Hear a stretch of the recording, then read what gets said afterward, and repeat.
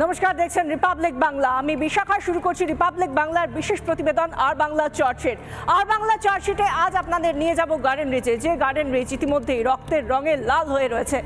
রক্তের রঙে সত্যি আজ গার্ডেন রিচ লাল হয়ে রয়েছে, সেটা নতুন করে বলে দেওয়ার দরকার হয় না, কারণ বহুতল বিপর্যয়ের পরে যে এতগুলো দিন কেটে গিয়েছে, প্রত্যেকটা দিন আমরা সহনাগরিকদের লাশ গুনেছি। সেই জায়গা থেকে আমাদের মন ভারাক্রান্ত, কিন্তু মন থেকেই অনেকগুলো প্রশ্ন উঠে আসছে।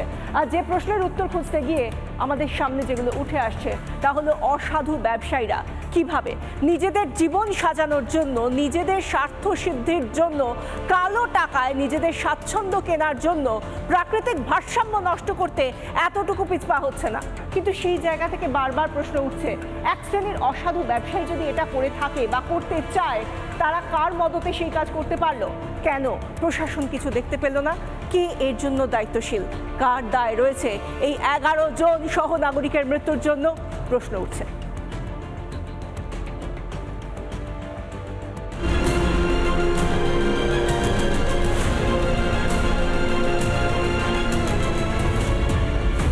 চতুর্গৃহ, গায়ে গায়ে বাড়ি, নিয়মে তোয়াক্কা না করেই বাড়ছে শহর। যে শহরে হারিয়ে গিয়েছে নিরাপদ ছাদ, আর এই অপরিপক্ক নির্মাণের জন্যই ভারসাম্য হারিয়ে ফেলেছে কলকাতা শহরের মাটি, যার ফলে গার্ডেন রিচে ঘটল নির্মাণ বিপর্যয়।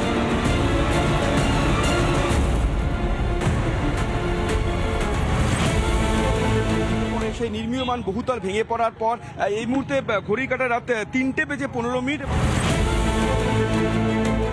সঞ্জয়, আমার ভিডিও জার্নালিস্ট দেখাচ্ছে সেই ছবি। দেখুন কিভাবে বিছানার ওপর ইট পড়ে রয়েছে, ভাঙা টুকরো, এবং ঠিক তার জানলা দিয়েই দেখা যাচ্ছে যে যে নির্মীয়মান বাড়িটি ভেঙে পড়ে তার সেই অংশ দেখা যাচ্ছে জানলা দিয়ে যদি দেখানো যায়, এবং একই সঙ্গে গোটা বাড়ির একেবারে ছিন্ন বিচ্ছিন্ন অবস্থা।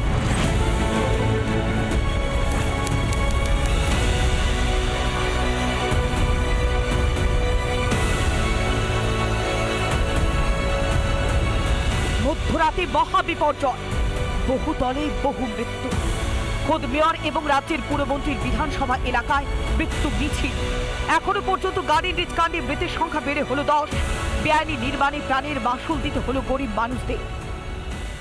মায়ের বুকে এইগুলো সব পড়ে বইয়ের উপরে, আর ওর মাকে তুলে আবার তাড়িয়ে দিয়ে গেল দৌড়ে। এখানে পুকুর ছিল, একটু আগে গেলে যাবেন ওখানেও পুকুর ছিল, সব ভরাট করে অত পিলার দিয়ে ভালো করে সব তৈরি করছে, কিন্তু ওটা ওইরকম হয় না। তা কি করে বলবো?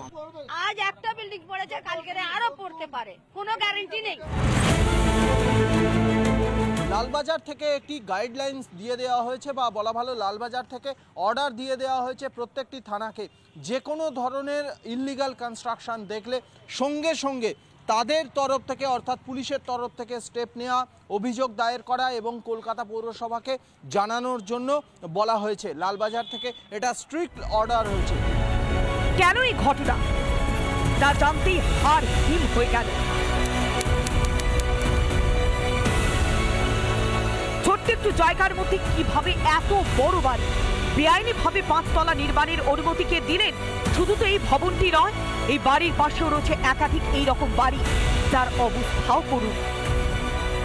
এই প্রশ্নের সদুত্তর যিনি দিতে পারবেন, আমরা গেছিলাম তার কাছেও, কিন্তু দুর্ভাগ্যের বিষয় তিনিও কিন্তু এই বিষয় সম্পর্কে কিছুই জানেন না, এমনটাই তার মন্তব্য। তিনি আর কেউই নন, তিনি হলেন সেই এলাকার কাউন্সিলর। আমার কোনো নলেজ নেই, কোনো কমপ্লেন নেই, কিছু নেই। দিনের আলোয় জলাভূমি বুঝিয়ে রমরমিয়ে চলছে বেআইনি নির্মাণ।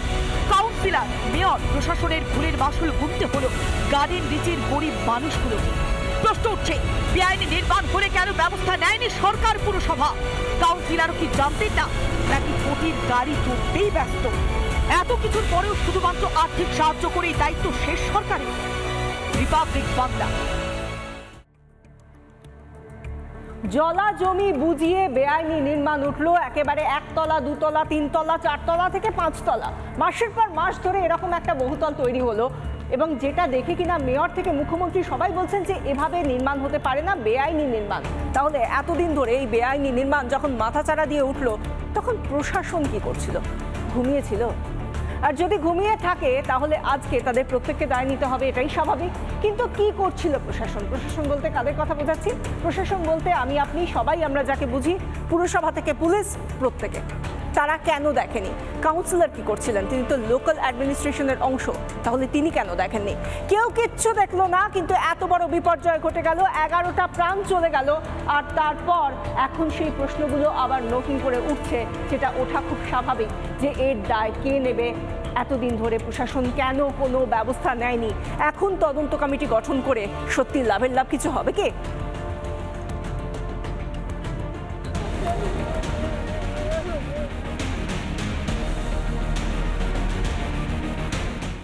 কার ষড়যন্ত্র? কার ইন্ধনে এত বড় অপরাধমূলক কাজ? মানুষের মাথায় ছাদ নিয়ে খেলা, নাকি কাটমানি আর কমিশনের লোভে ইচ্ছাকৃত অপরাধ? সেই প্রশ্নের উত্তরে খুঁজছে বাংলার মানুষ।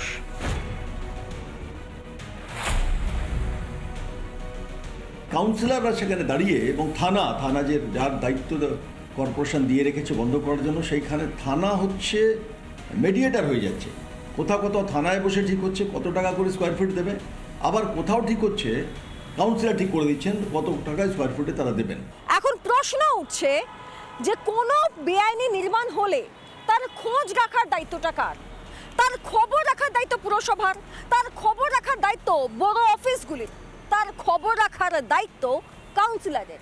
কিন্তু এক্ষেত্রে কেউই নাকি কিছুই জানতেন না। তাহলে আরো বড় প্রশ্ন হচ্ছে, জানতেনটাকে? সত্যি জানতেন না, নাকি জেনে শুনে যাতে চুপ করে বসে থাকা যায় তার জন্য উপযুক্ত রসদ টেবিলে টেবিলে পৌঁছে দেওয়ার ব্যবস্থা করা হয়েছিল?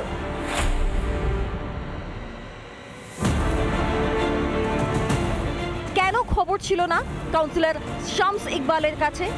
এ খবর তো শহরে জানে যে শামস ইকবালের বাবা মুন্না ইকবাল, সেই মুন্না ইকবাল যিনি শিরোনাম হয়েছিলেন পুলিশ খুন করে।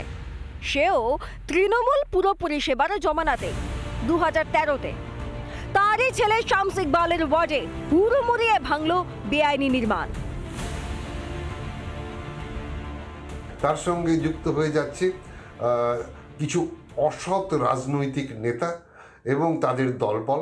পুলিশের একাংশ নিশ্চিতভাবে এর সঙ্গে যুক্ত থাকছে মিউনিসিপ্যালিটি, ক্যালকাটা মিউনিসিপ্যাল কর্পোরেশনের একাংশ এবং বাহুবলী বলতে যার হাতে ক্ষমতা, প্রতিপত্তি, প্রভাব আছে এলাকার মধ্যে, তারা এই ধরনের অপরাধের সঙ্গে নিজেরা প্রত্যক্ষ বা পরোক্ষভাবে যুক্ত হয়ে যাচ্ছেন। শুধু যে বেআইনি নির্মাণের মতো অপরাধ তা নয়, অপরাধের তালিকায় রয়েছে আরো অনেক ঘটনা। পুকুর ভরাট, জমি জবরদখল, সরকারি জমি দখল, রাতারাতি জমির চরিত্র বদল, রমরমিয়ে চলছে সবকিছুই। ছুঁচো মেরে হাত গন্ধ না করে যারা এই সেই পান্ডা বেআইনি নির্মাণের কটা জেলে গেছে, কি প্রশাসনিক ব্যবস্থা হয়েছে, যেখানে আমরা খোদ দেখেছি এই রাজ্যের তথা কলকাতা শহরের যিনি মেয়র, উনি বারবার করে বেআইনি নির্মাণের কথা বলেছেন। তাহলে কি আদৌ ওনার কথা শোনা হচ্ছে না গ্রাউন্ড লেভেলে? না, ওনার চেয়ারে বসেই এই ইনজাস্টিসটা দেখছেন এবং উনি টলারেট করছেন। দুটি ফ্ল্যাটের মাঝখানে এক ফালি এক চিলতে একটা ফ্ল্যাট, যাদের মধ্যে কোনো দূরত্ব প্রায় নেই বললেই চলে।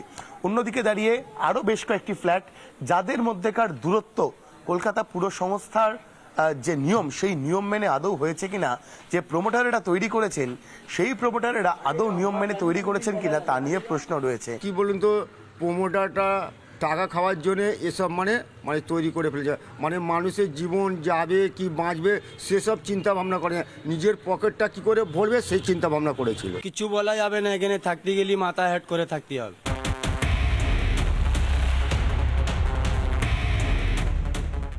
ঘটনাক্রম দেখে তো মনে হয় না যে নিয়ম মেনে কাজ করছে কলকাতা পুরসভা। বারবার অভিযোগ উঠছে কলকাতা পুরসভা বেআইনিকে মদত দেওয়ার বিরুদ্ধে। কেন এত অভিযোগ? কোথাও রাতের অন্ধকারে বাড়ি ভাঙছে, কোথাও বুঝিয়ে ফেলা হচ্ছে পুকুর ডোবা, আবার কোথাও বা প্রতিবাদ করলে জুটছে শাসানি। দুর্নীতি আর ষড়যন্ত্র আর শুধু কলকাতায় আটকে নেই, সেই ষড়যন্ত্র ছাপিয়ে পড়েছে কলকাতার বাইরেও। একই কায়দায় চলছে অপরাধমূলক কাজ। এক্সিকিউট করার ক্ষমতাটা যারা সরকারি আধিকারিক, সরকারি চাকরি করে, যাদের রিটায়ারমেন্ট আছে, অ্যাপয়েন্টমেন্ট আছে, তাদের করার দায়িত্ব। তারা যখন করেনি তাহলে এই দায়িত্বটা সামলাতে হবে। তুমি কোনো বেনিফিট নেওয়ার জন্য তুমি কারো কথা শুনে এটা করনি। আমি ধরেই নিলাম কোনো কাউন্সিলর বললো না এটা আপনাকে করতে হবে না, মেয়র বললো আপনাকে করতে হবে না, তাহলে আপনিও কিছু তার কাছ থেকে অ্যাডভান্টেজ নিয়েছেন বলে সেই মেয়রের কথায় বা কাউন্সিলরের কথায় আপনি কাজটা এক্সিকিউট করেননি।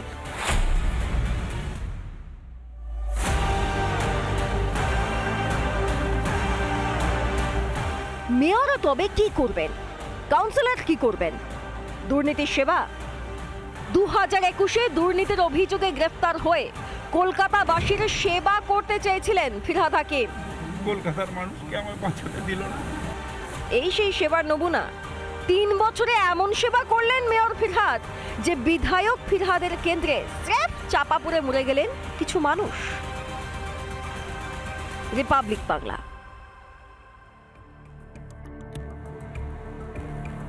এখানেই শেষ নয়, রয়েছে আরো একাধিক অভিযোগ।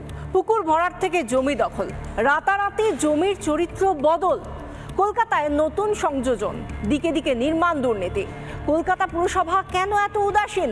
এই একের পর এক প্রশ্নগুলো, যেখানে একটা জমির চরিত্র বদল করে দেওয়া হচ্ছে কার অনুমতিতে চরিত্র বদল করা হয় একটা জমির, আর সেখানে কত উঁচু বহুতল তৈরি হতে পারে তা নিয়ে কি সত্যি কোনো এক্সপার্টের, কোনো বিশেষজ্ঞের মতামত নেওয়া হয়েছে? কিচ্ছু না।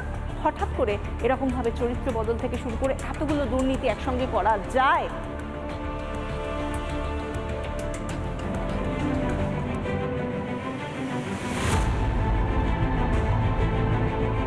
কি উঠে এলো তদন্তে?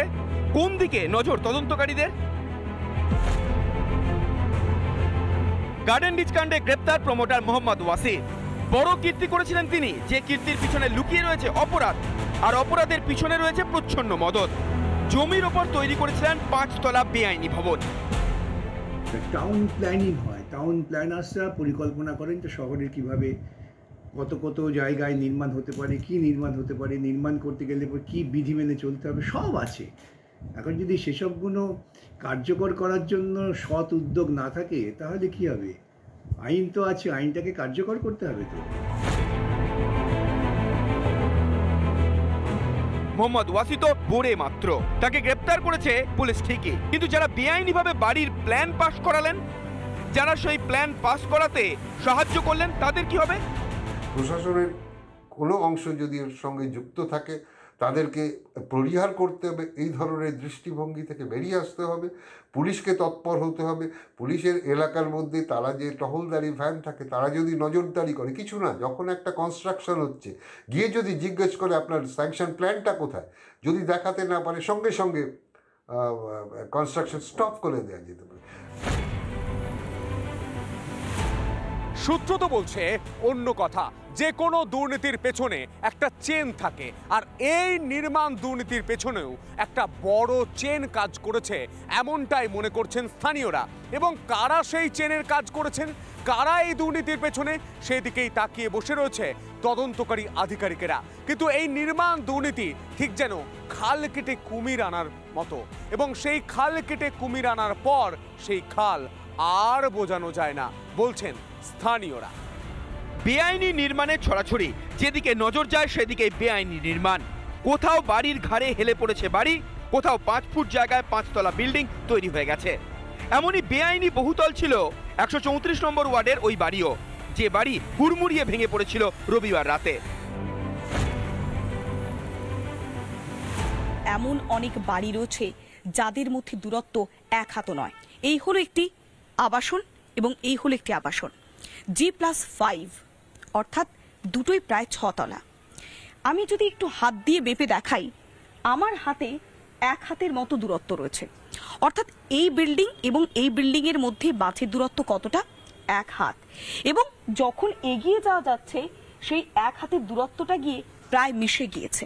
যদি এই বাড়ির জানালা খোলা হয় তাহলে ওই বাড়ি থেকে জানালা খোলাটা সম্ভব নয়। ঠিক এইভাবে গার্ডেন রিচের একের পর এক জায়গায় একের পর এক বিল্ডিং তৈরি হয়েছে। তবে ফিরহাদ হাকিমের বক্তব্যে তারতম্য লক্ষ্য করেছে বাংলার মানুষ। বক্তব্যে কোথায় ছিল অমিল দেখুন। যারা মারা গেছেন তাদের 5 লাখ টাকা করে আমরা দেব ফ্যামিলিকে, আর যারা ইনজোর্ড তাদের 1 লাখ টাকা করে ফ্যামিলিকে দেব। প্রশাসন না জানলে কে জানবে? পুরসভা কি প্রশাসনের বাইরে? কোন অসম্ভবকে সম্ভব করেছে গার্ডেন রিচ? কেন প্রমোটারদের প্রাধান্য দেয় শাসক? মিনিমাম কর্পোরেশন নিয়ম অনুযায়ী যদি 5তলা বিল্ডিং হয় তাহলে 6 ফুট তো ম্যাক্সিমাম থাকতে হবে, আর তারপর 60 ফুটের উপরে যদি হয় তাহলে ফায়ার সার্ভিসে গাড়ি যাতে ঘুরতে পারে। 3তলা 4তলা অবধি 4 ফুট করলে যথেষ্ট, 1.2 মিটার বলে। আর যদি কোনো বাড়ি হয়ে গেছে একটা বাড়ি, মানে পুরনো বাড়ি একটা রয়েছে বাউন্ডারি, যে কোনো ছাড়েনি, তো পরের বাড়িটা যেটা হবে তাকে 6 ফুট ছাড়তে হবে। শুধুমাত্র গার্ডেন রিচ নয়, গোটা কলকাতা জুড়ে ছড়িয়ে ছিটিয়ে আছে এই ধরনের বেআইনি নির্মাণ। একটা দুর্ঘটনা ঘটলে বিল্ডিং বিভাগ, ইঞ্জিনিয়ারদের বলির পাঁঠা করা হচ্ছে। নিজের ব্যর্থতা আর কতদিন চাপা দেবেন মেয়র ফিরহাদ হাকিম? এই অপদার্থতার জন্য গোটা কলকাতায় আজ অপরাধের শিকার। রিপাবলিক বাংলা।